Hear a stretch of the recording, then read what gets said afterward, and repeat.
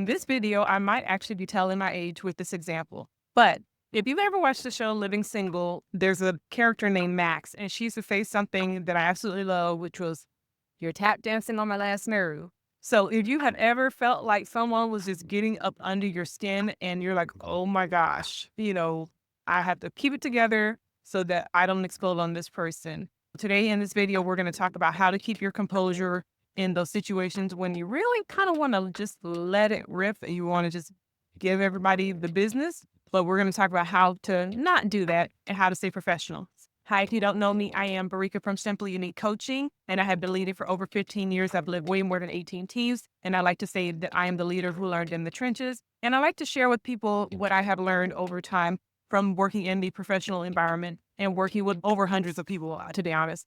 And the things that I've learned for navigating different situations, whether it be work, personal life, or whatnot. So in today's video, we're going to talk about how to keep your composure when you're kind of feeling like you just really want to tell somebody what's really on your mind. But on the inside, you know that that's not the best idea.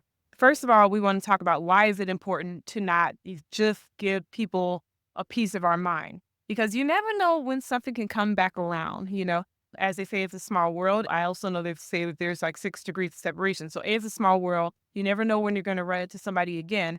B, the person that you may light into, if you kind of tell them harsh words and if you speak harsh words to them, they actually may be connected to somebody who may eventually have some say in your situation. And the thing is, we also want to treat people the way we want to be treated, right? We don't want people speaking harshly to us, so we shouldn't treat people harshly. Now, I am a person that does believe in being truthful and being authentic, but there is a way to be truthful and authentic without losing control of your emotions and control of your actions. Like that should not be a thing. That should never be a thing. And let me say this, if you work with children, if you have children, if you're a parent or whatnot, if you're ever correcting your child, it should never make you feel better. If that makes you feel better, then you're not correcting them the right way. When you're correcting them the right way, it's not going to be about you. It's going to be about helping them. You're going to be thinking, okay, how can I help them become a better human being, a better citizen of the planet Earth or whatever country you're in, okay? So that's when you actually have the right mindset. That's going to be the focus. That was just a total nugget I just threw in there. Let's get back to the video. So when it comes to keeping our composure, especially in professional environments, it's going to actually work out for you in the long run because when people lose their junk, put just say it like that, when people lose their junk, people always remember that event. They're like, ooh, do you remember when she went off on the company party on Sammy?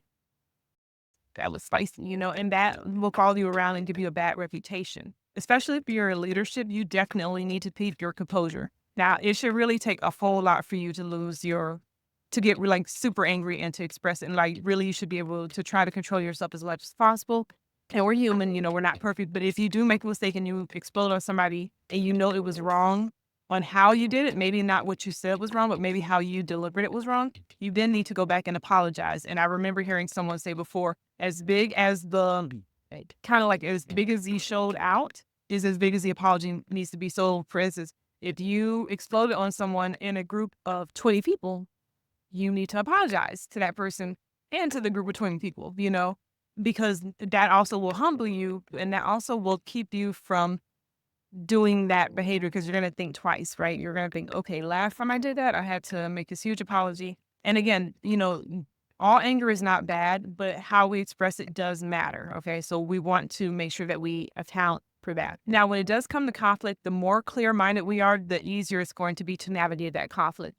And I have another video on the channel, which I'll link here, which talks about how to navigate working with difficult customers, which yes, I've been a leader for over 15 years. Yes, I've led more than 18 teams. And when I first started in the workforce, I started working in customer service. So I kind of feel like regardless of whatever job you have some kind of customers, clients, or whatever, and you need to learn how to work with them and to keep them happy. But anyway, so when it comes to working through those kind of situations, when you are able to hear and listen between the words to what the actual need is, then you're able to help them. And so I'll give a perfect example. There was one company I do business with. They decided that they were going to just double the fee for the service I've been using for over a year. For over a year, I've been paying for this service, and they just decided that they were going to send me one email with a 30-day notice that they were going to double the fee. And I was A, caught off guard. B, I didn't think it was right and ethical for what they did. because it's like a a better business practice, in my opinion, would be to grandfather me in, because I had been a customer of theirs for like 3 years.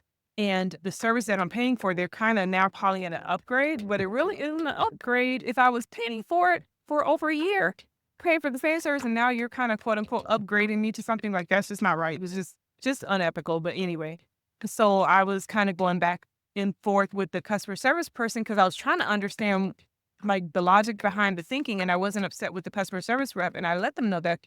But I didn't want them to communicate back to their corporate office that that's not the way that you treat loyal customers.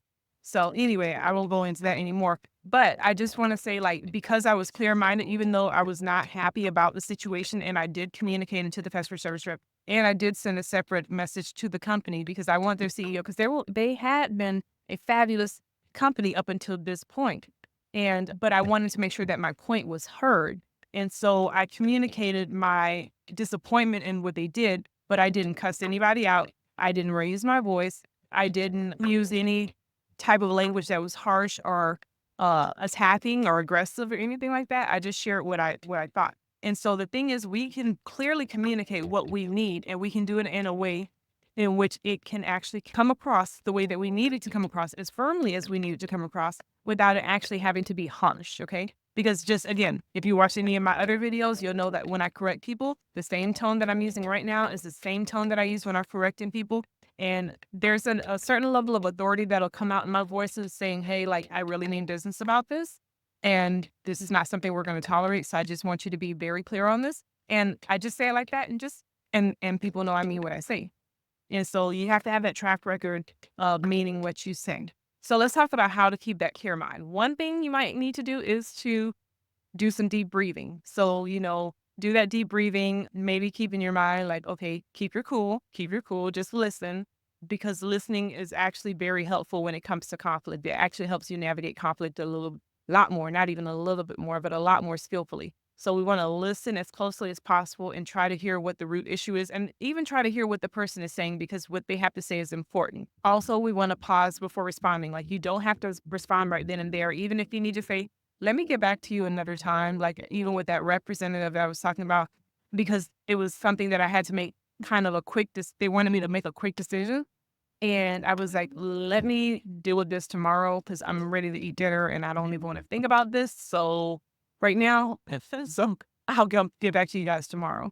And so that's what I did. I put a pause on the situation, and just when I kind of, had time to process it, and the answer came to me clearly on what I needed to do. So I was very thankful for that. Also, I had a great support system. I mentioned it to one of my relatives, and she was just super awesome and just was like, you know what, it's going to be fine. No worries. No, but you are so awesome, kind of thing. Also, again, we want to make sure that we focus on the issue and not the person. Remember, the person is not the issue. This is where people get into a lot of conflict when they try to marry the person with the conflict. Like, that person is difficult. They're always difficult.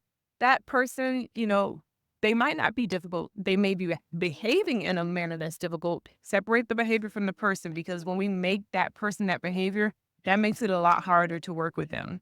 So if you say, oh, they're a difficult person, but they may not be a difficult person, it just may be a person like, I find it kind of tough to work with them because there tends to be conflict whenever I'm working with this person. That's a little bit different, because then now you're saying, okay, there's conflict. The person's here, but the conflict is here. It's not they're a terrible person, like making their whole identity that bad behavior. That's going to make it worse, because I can tell you, at least for when I've had to work with people to help them get out of negative behaviors, doing that separation is just actually what makes it a lot easier and makes it more effective, because then now you're saying, okay, this person can be different and I know that they can be different.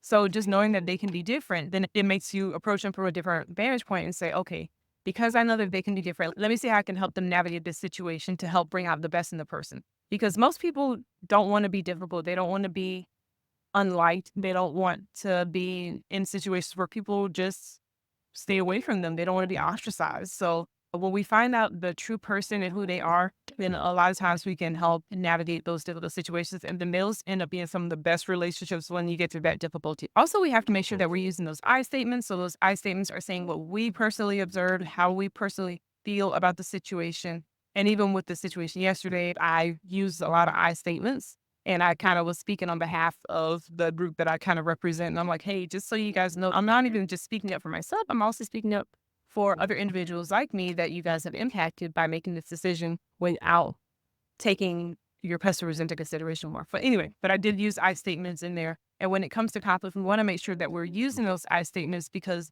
that helps the person understand how our perspective is. Also, it's really big that we go into these situations solution minded, knowing that we want to come out with a solution, not wanting to be right, not wanting the other person to be wrong, but saying, okay, how can we get this to a point where we can actually move forward? So we just talked about how to keep your composure in those highly emotional situations and circumstances. And now, if you have not seen my video yet on why it's important to also make sure that you're dressed professionally, that you carry yourself in a professional manner at work, I want you to watch this video next. And with that being said, make it a great day. Take care.